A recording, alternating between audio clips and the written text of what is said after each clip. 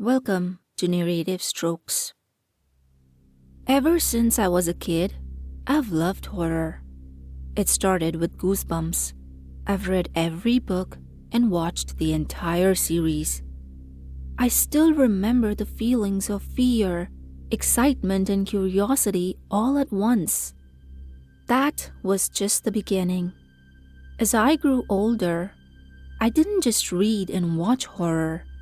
I started writing my own short stories. I posted them on Reddit, mostly in horror subreddits.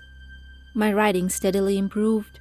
I explored all kinds of themes: creatures, serial killers, curses, rituals, you name it. I learned how to build suspense, mislead the reader, and twist the ending. I learned the art of keeping my readers hooked till the end. Comments and upvotes motivated me to keep going. I thought I understood how fear worked, how these stories worked. I used every trick I knew to keep readers hooked until the end. But nothing prepared me for what happened with the latest story that I posted online. It wasn't fiction this time. I decided to write about something that actually happened to me. I must have been 12 years old when we were on a vacation in Miami, Florida, and we visited a town called Lazy Lake. My mom's best friend lived there and we stayed with her for a few nights. Lazy Lake was a tiny town with a population of less than 100. Being so small, it was a really tight-knit community. Everyone knew everyone. It was the kind of place where strangers stood out. But one thing happened in this town, something I had never experienced before, and something I never forgot. Every Friday evening, the people of this town gathered at the only park there. It had a small fire pit area on one side and a modest playground on the other. The place was a beautiful, peaceful spot to spend a quiet evening. But at just 12 years old, what I saw there that night left me unsettled for days. I stopped going to parks after that incident. People were gathered around the fire pit. Some old men were chanting something, and the others were listening intently, throwing nervous glances at each other every so often. I was watching them from the swings in the playground. Another girl, just a few years older than me, was swinging next to me. "Haven't seen you before," she said. "Are you visiting someone?" "Yeah, my mom's friend, Miss Williams." "Oh, I know her. She's a teacher at my school and is very kind," she said. I smiled and looked back at the group of people near the fire pit. Then, without warning, a woman started jumping up and down, shaking her hands and head as if she was in some trance and had no control over her body. Moments later, a man began doing somersaults. He did 5 somersaults in a row, then turned around and did 5 in the opposite direction. Once again, he turned and did 5 somersaults. He did this for several minutes, as if he was stuck in a loop. I couldn't hold my questions in anymore. I turned to the girl on the swing next to me. "What are those people doing?" "It's a ritual," she said casually. "They do it every Friday. Our ancestors learned that a lot of times, cursed individuals don't act possessed or scream in strange voices. That's just some clever way movie makers use to hook people to watch those shows. In reality, these cursed people are quiet and appear very normal, but they are dangerous. There have been incidents here that most kids don't know. They're too scary, you know. And the people who know aren't allowed to talk about them." That's when this ritual started. The old wise men of our village chant, and people who are cursed react and do these weird things under the influence of those holy chants. That's how we identify them. They are the ones hiding something. As she spoke, my heart raced. I was witnessing something real. It wasn't just a story or a show. It thrilled me, but my excitement soon turned to fear. The woman and the man suddenly stopped and turned in our direction. They just stood there, not moving, and staring at us for a couple of minutes, though it felt like hours. There was something in their eyes I could see even from that far. They looked sunken and hollow in their sockets, with their pupils glowing in the light of the fire.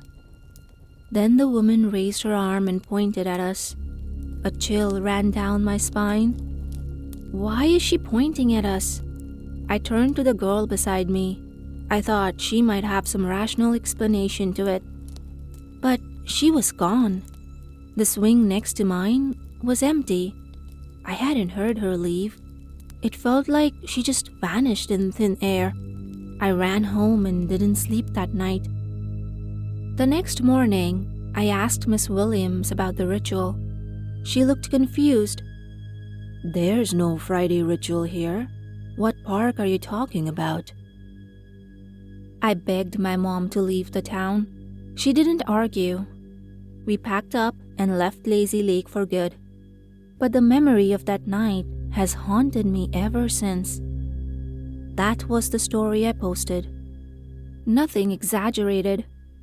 No plot twists. Just my real raw experience that I could never explain. I published it and waited for someone to comment on it. It didn't take long. The first comment came in. "Really? I experienced the exact same thing when I was a teen." That's a strange coincidence. Then the second comment. "I had a dream about this 2 years ago. Didn't know this happened for real." The third comment. "This brought back awful memories. My sister went insane staring at a mirror just like you described." The fourth comment was from the first person who had commented on my story. "What the hell? I just reread the part about the hidden attic in the house where Tom dies, and my uncle died yesterday the same way, the same place. It's not similar, it's identical. What kind of witchcraft is this?" Fifth comment. "Why did you write this? I'm going crazy reading this." I froze. I reread my story, the one I posted, the one I drafted. I even opened the site incognito and read the story. It was about my experience in Lazy Lake.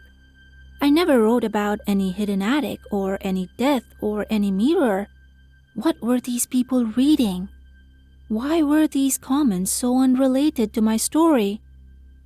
Then another comment popped on my post. "This part of your story isn't just a legend. It happened for real in my town.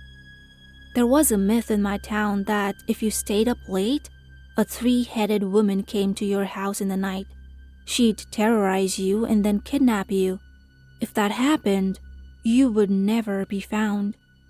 This myth spread rapidly across town between kids, in schools, in playgrounds. Many just laughed it out. Some were indifferent, and some really believed in it. My little brother's best friend was a believer. He was so anxious that he couldn't sleep at night. It just went in a cycle. The fear kept him awake, and the more he stayed awake, the more he obsessed with the 3-headed woman, thinking she would take him, feeding his fear. My brother tried to explain to him it was just a myth, but he wouldn't believe. And 2 weeks later, the kid mysteriously disappeared from his home in the night. The whole neighborhood searched for hours.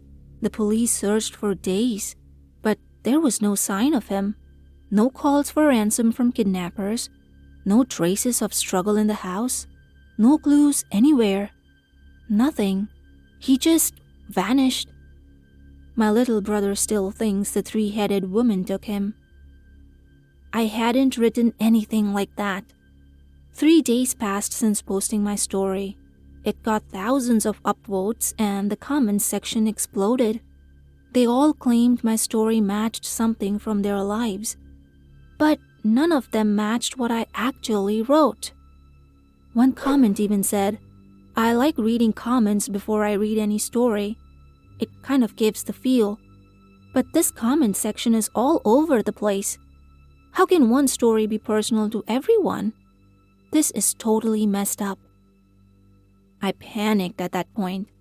I decided to delete the story, but Reddit kept giving me an error. Post locked, you cannot delete this content.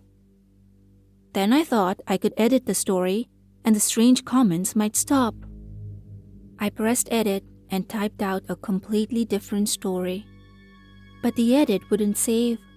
It kept reverting to my original story. That was new. I never had problems posting, editing, or deleting before. I reached out to the moderators, told them I wanted to take down the story immediately. One of the moderators replied, "I read your story. Now my cat has stopped eating and just stares at a wall and keeps growling. I don't know what you did, but my server crashes every time I try to take down the thread." Not knowing what else to do, I posted a comment. "Do not read. This story changes for every reader like it knows you. If you read it, you are cursed." My comment got downvoted and buried within the pool of other comments. Users reposted the story. It got shared in other subreddits. The story kept growing. One day, I tried printing the story, just to prove I wasn't losing my mind. My printer spit out a single page. Not my story, not anything I recognized. Just one sentence, over and over. "You wrote this for me." I don't know how this started. I don't know if something latched onto my writing, or if the story was always cursed. I only know that now, whoever reads it sees something meant for them. And that includes you. So if you've made it this far, it's too late. Watch your back. Thank you for listening to today's story.